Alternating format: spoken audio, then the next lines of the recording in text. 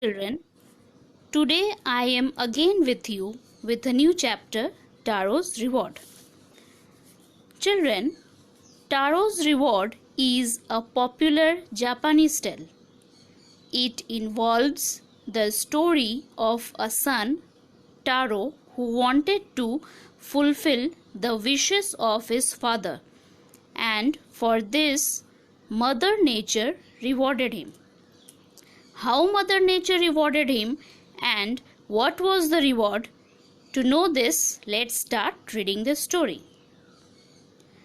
A young woodcutter named Taro lived with his mother and father on a lonely hillside. All day long he chopped wood in the forest. Though he worked very hard, he earned very little money.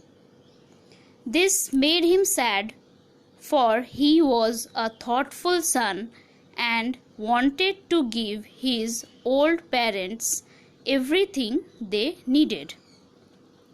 Lonely means deserted, chopped means cut into pieces. Children, Taro was a woodcutter. He earned the money by chopping woods from the jungle.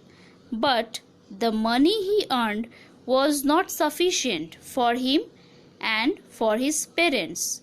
So he used to feel bad as he was a very caring son.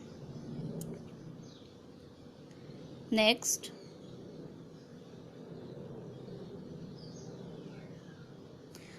One evening, when Taro and his parents were sitting in a corner of their hut, a strong wind began to blow.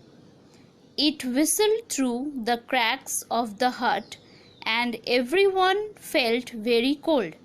Suddenly, Taro's father said, "I wish I had a cup of sake. It would warm me and do my old hurt good." Cracks means narrow gaps. Whistled through means passed through with whistling sound. Sake means a popular and expensive Japanese drink. Okay, what happened now? One day it started blowing very cold wind. Taro's parents, who were very weak and old, they were feeling really cold because of the cold wind passing through the cracks of the wooden hut. And in that situation, Taro's father wished for sake to give his body warmth and to energize his heart. This made Taro sadder than ever, for the heart-warming drink called sake was very expensive. How do I earn more money? He asked himself. How do I get a little sake for my poor old father? He decided to work harder than before. Heart-warming means give warmth to heart, give warmth to body. Expensive means costly. Children, now Taro became very sad because he was not able to buy the expensive Japanese drink, sake, for his father. So he decided to work harder, and next day he woke up early in the morning to earn more money to buy sake for his father.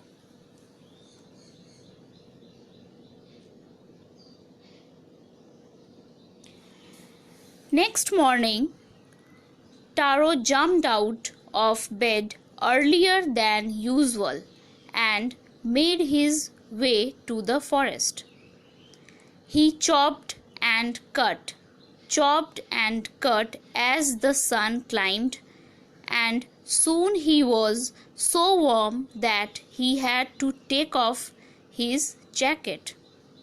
His mouth was dry and his face was wet with sweat. My poor old father, he thought, if only he was as warm as I. And with that, he began to chop even faster, thinking of the extra money he must earn to buy the sake to warm the old man's bones. Then suddenly Taro stopped chopping.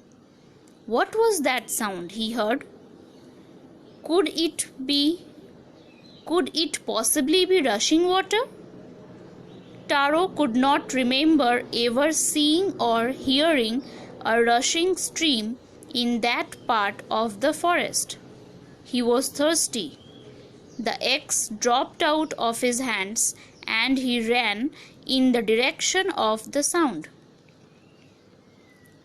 Taro saw a beautiful little waterfall hidden behind a rock.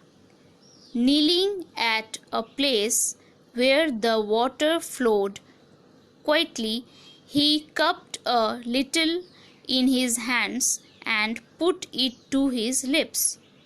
Was it water? Or was it sake? He tasted it again and again, and always it was the delicious sake instead of cold water. Rushing means flowing swiftly. Children, what happened next? Taro was chopping woods in the jungle. Suddenly, he heard the sound of falling water. He was very surprised as there was no river in that area. He had never seen any river earlier in that area. So, since he was very thirsty, he followed the sound from where it was coming, and soon he found a waterfall behind the rock. He went near to the falls and put his hands in the water.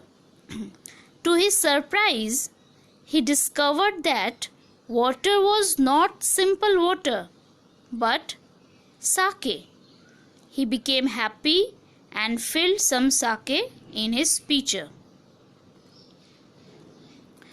Students, today up to this. In the next session, we will continue the story.